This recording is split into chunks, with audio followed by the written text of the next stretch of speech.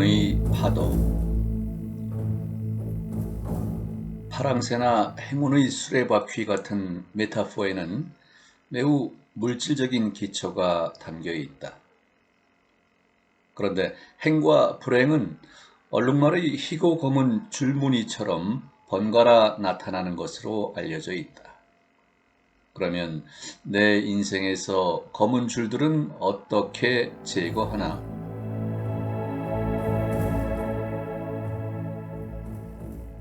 진자의 대척점. 당신의 생각은 부메랑처럼 되돌아온다. 앞에서 여러분께 내드린 숙제를 이제 확인해 보자. 어떤 진자들을 건설적인 것이라고 할 수 있나 하는 물음을 드렸다. 대답은 건설적인 진자란 존재하지 않는다는 것이다. 역설적으로 들리겠으나 사실이 그렇다. 친애하는 독자들께 일부러 도발적인 질문을 드린 점 양해하시라. 모든 진자의 주된 목적은 오직 하나, 추종자들한테서 에너지를 빨아들이는 것. 에너지가 들어오지 않으면 진자는 움직임을 멈춘다. 진자는 오로지 자기한테만 건설적이지 당신에게는 절대 그렇지 않다. 당신한테서 에너지를 빼앗는데 어떻게 건설적이거나 창조적이라고 할 수 있겠는가? 물론 진자들의 파괴성이나 공격성에 정도의 차이가 있기는 하다. 예를 들어 비치 발리볼 클럽이 바다 코끼리 클럽과 부딪히는 일은 없을 것이다. 또한 비치발리볼 클럽의 회원이 된다고 해서 인생이 망가지지는 않을 것이다. 그런데 이 진자도 회원들의 에너지로 먹고 사는 만큼 그들이 실증 내면 진자는 죽을 것이다. 그러나 이건 갱단에 들어가는 것과 비교하면 아무것도 아니다. 거기서는 사람의 자유와 생명이 박탈될 수 있으니까. 이런 반박이 나올지 모른다. 내가 피트니스 클럽에 다니면서 혼자 내 운동만 한다고 해도 클럽이라는 진자에게 에너지를 내주는 건가? 역시 마찬가지다. 거기서 오로지 혼자서 운동한다고 해도 일정한 규칙을 따라야 한다. 집에서야 하고 싶은 대로 할 수 있지만 클럽에서는 모든 회원이 같은 방향으로 행동하고 시스템의 규칙을 이행하고 그럼으로써 진자에게 집단 에너지를 내주는 것이다. 만약 회원들이 흩어지면 클럽이라는 진자는 에너지를 얻지 못해 흔들리기를 멈출 것이다. 다른 식의 질문이 나올 수 있다. 즉, 당신의 에너지가 필요 없는 에너지 구조가 존재할까? 알고 보니 존재한다.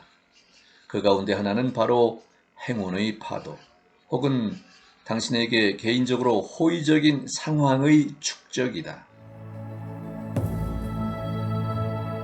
누구한테나 개인적인 행운의 파도가 있다. 그건 뭔가 운 좋은 일이 생겼는데 그 다음에도 다른 뜻밖의 즐거움이 계속 이어지는 식으로 일어난다. 마치 인생의 밝은 지대가, 밝은 시기가 시작된 것처럼 말이다. 그런 연속된 흐름이 항상 생기는 것은 결코 아니지만 만약 첫 번째 행운이 당신을 기쁘게 하고 기분 좋게 만들었을 때는 꼭 그렇게 된다. 운명의 수레바퀴나 행복의 파랑새는 그저 추상적인 은유가 아니다. 행운의 파도는 당신에게 호의적인 생명선들이 덩어리처럼 쌓여서 형성된다. 선택의 공간에는 모든 게 다 있어서 그런 금맥도 있는 법이다. 만약 사람이 그렇게 극단적으로 다른 라인에 떨어져서 행운을 잡는다면 새로이 행복한 상황이 뒤따르는 다른 라인들로도 관성에 따라 미끄러져 들어설 수 있다. 서핑하듯이 말이다. 하지만 첫 번째 행운 이후에 검은 띠가 다시 나타났다면 이건 파괴적인 진자가 사람을 얽어매 행운의 파도에서 멀어지게 했다는 뜻이다. 행운의 파도는 행복을 안기면서도 당신의 에너지를 빼앗지 않는다. 그건 기력이 쇠한 사람을 해변으로 데려다주는 바다의 파도와 같은 것이다. 행운의 파도가 당신을 행복한 생명선으로 인도할 것이다. 그것은 진자와 마찬가지로 당신의 운명에 관심이 없지만 당신의 에너지도 필요로 하지 않는다. 원한다면 그 파도를 타고 수영할 수도 있고 원치 않는다면 파도는 미련 없이 지나갈 것이다. 행운의 파도는 한시적인 형성이며 남의 에너지를 빼앗아 들이지 않고 그래서 결국에는 쓰러지고 만다. 해변에서 부서지는 파도처럼. 행운의 파도는 좋은 소식의 형태로 알 수 있다. 그건 다른 생명선들에 있는 정보를 전해준다. 이 정보가 지금 라인에서 낭보로 받아들여진다. 이 밧줄에 매달려서 낭보가 전해진 생명선으로 자신을 끌어당기는 것이 우리가 해야 할 일이다. 거기에는 그냥 소식만이 아니라 행운의 상황도 있을 테니까. 간단히 말해 우리는 파도가 들어오고 나간다고 여긴다. 그런데 행운의 파도는 사실상 움직이지 않으며 힘을 모으지 않고 금방 약해지지도 않는다. 이 모델에서 우리는 이해하기 쉽도록 파도라는 용어를 사용했다. 이미 언급했듯이 행운의 파도는 호의적인 라인들의 집합 형태로서 선택의 공간에 고정돼 있다. 사람은 생명선을 따라 움직이면서 이 다른 라인을 파도처럼 만나고 그걸 잡아서 자기 삶에 들여놓거나 아니면 진자에 현혹돼 그것에서 멀어진다. 행운의 파도는 당신에게 관심이 없다. 그래서 그걸 잃기가 쉽다. 즉, 그건 스쳐 지나간 뒤에는 돌아오지 않을 것이다. 그래서 행운의 파랑새를 잡기가 쉽지 않은 것이다. 사실 행운의 파도를 타기 위해 노력할 필요는 없다. 이건 오로지 선택의 문제일 뿐이다. 만약 그걸 당신이 자기 삶에 받아들인다면 그건 당신과 함께 할 것이다. 만약 당신이 파괴적인 진자의 영향을 받아 그것이 부정적인 에너지로 가득 차 있다면 당신은 행운의 파도에서 멀어진다. 사람들은 항상 있을 때 잘 간직하지 않고 잃고 나서 눈물 흘리는 식으로 행동한다. 행운의 파랑새는 당신의 손에서 모이 쪼아대기를 마다하지 않는다. 그걸 잡을 필요가 없다. 쫓아내지만 않으면 된다. 이건 선택의 자유에서 가장 역설적인 측면 가운데 하나이다. 사람들은 실제로 행복과 행운을 선택할 자유를 가지고 있으면서도 동시에 행운의 파도에서 멀어지게 하는 진자한테서 자유롭지 못하다. 선택의 자유를 얻으려면 의존이나 종속 상태에서 벗어나야 한다. 그리고 낯선 진자들의 영향에서 벗어날 권리도 우리한테 있다. 이 권리를 어떻게 얻을 수 있는지 알아보는 게 중요할 뿐이다.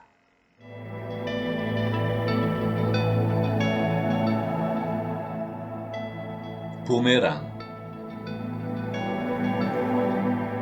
사람들 머릿속에는 항상 어떤 생각들이 꿈틀댄다. 이 과정을 그냥 내버려 두면 부정적인 생각들이 지배할 것이다.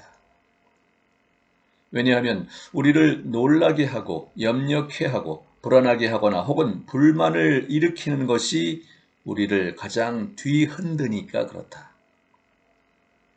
인간의 심리가 수천 년 동안 그렇게 파괴적인 진자들의 영향을 받아 형성돼 왔는데, 이 진자들에게는 조종하기 쉽도록 사람을 두려움에 사로잡히게 하는 것이 유리하다.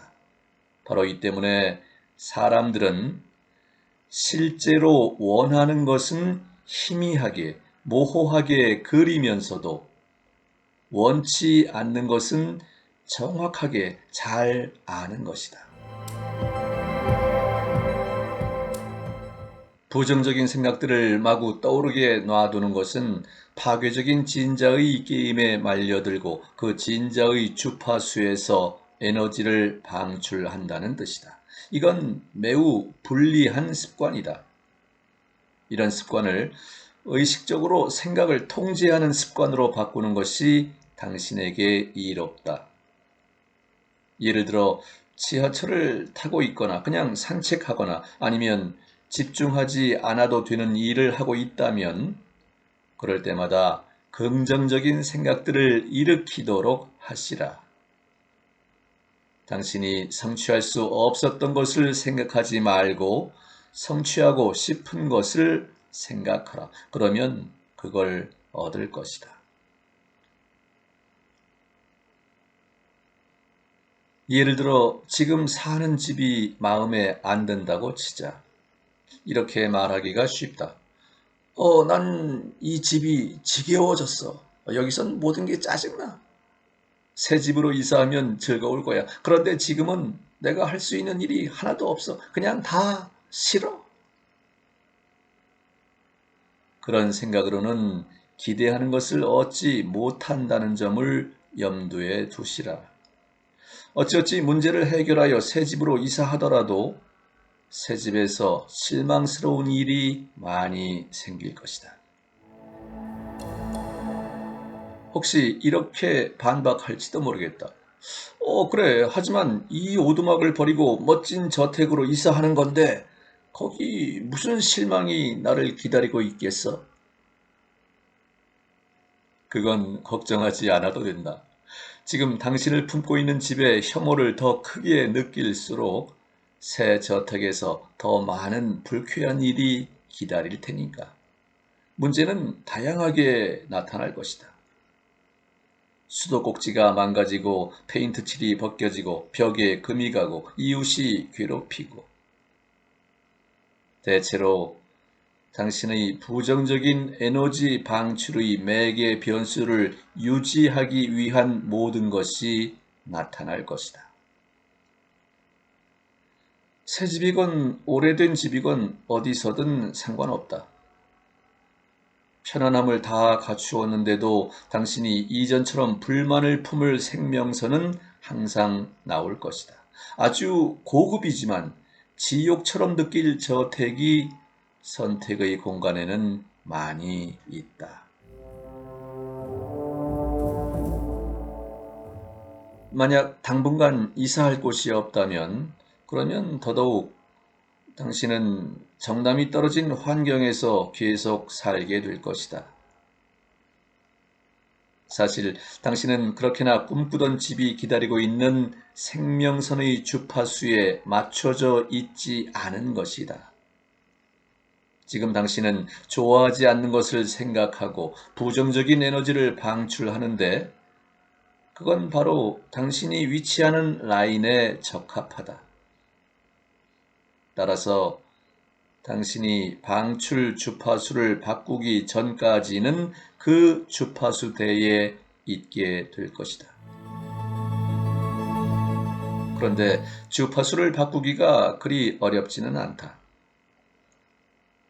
첫째, 불만이나 혐오를 내던지고 있는 그대로 수용한다. 받아들인다.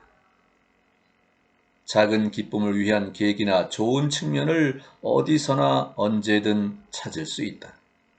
지금 있는 집이 마음에 들지 않더라도 적어도 당신을 품어주니 감사해야 하지 않을까?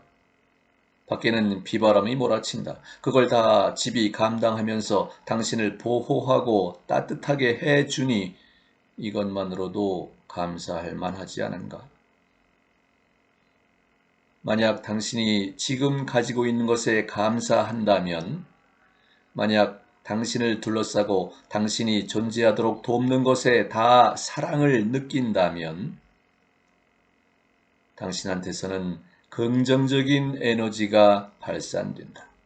그때 원한다면 자신의 환경을 개선할 수 있다.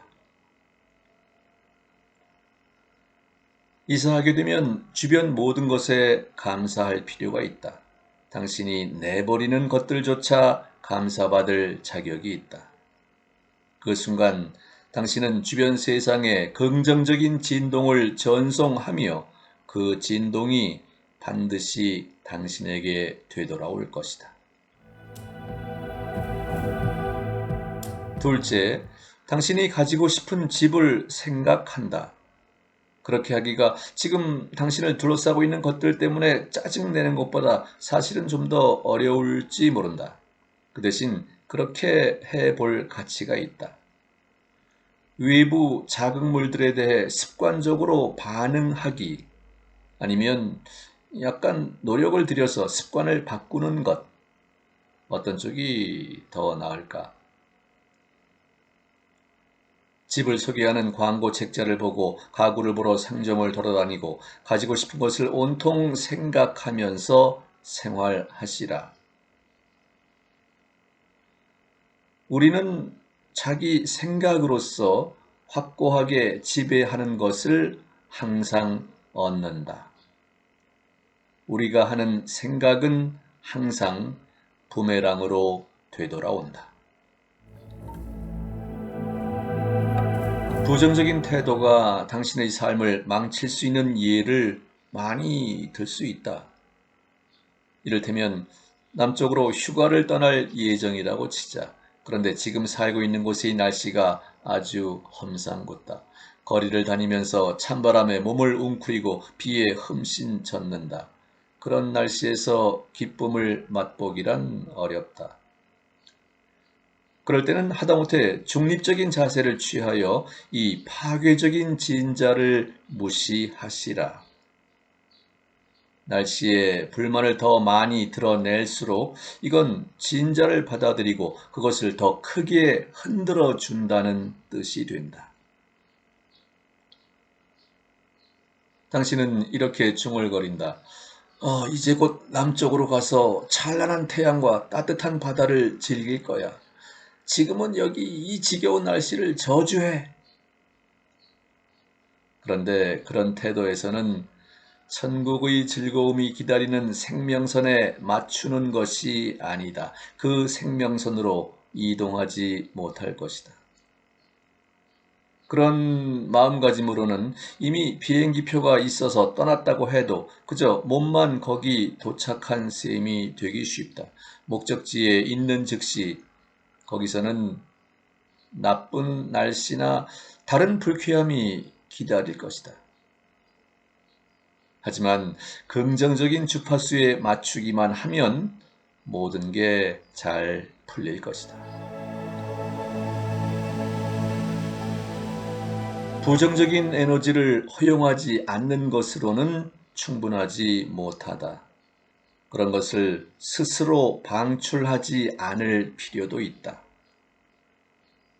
예를 들어 당신이 화가 나서 누군가에게 소리쳤다. 그 뒤에 어떤 불쾌한 일이나 문제가 잇따를 것이라고 확신해도 좋다. 이 경우 당신의 부정적인 에너지 방출의 매개 변수는 짜증이나 화를 겪는 생명선에 적합하다. 그리고 당신을 그 라인으로 데려갈 것이다. 그 라인들에서는 불쾌한 일이나 문제들의 밀도가 평균치보다 더 높다. 그런 일들은 불가피한 것이었다고 합리화하면서 자신을 달래지 마시라. 나는 당신을 설득하거나 뭔가를 입증할 필요가 없다. 당신의 어떤 부정적인 반응 다음에 새로운 성가신 일들이 어떻게 뒤따르는지 직접 살펴보면 저절로 알게 될 것이다. 이제 결론은 아주 간단하고 명료하다. 즉, 당신은 당신의 에너지 방출이 충족하는 매개 변수의 생명선 위에 항상 있게 된다. 부정적인 에너지를 허용하면 불쾌한 일들이 인생에 나타날 것이다. 부정적인 에너지를 방출하면 그건 새로운 문제가 되어 부메랑처럼 당신에게 되돌아올 것이다.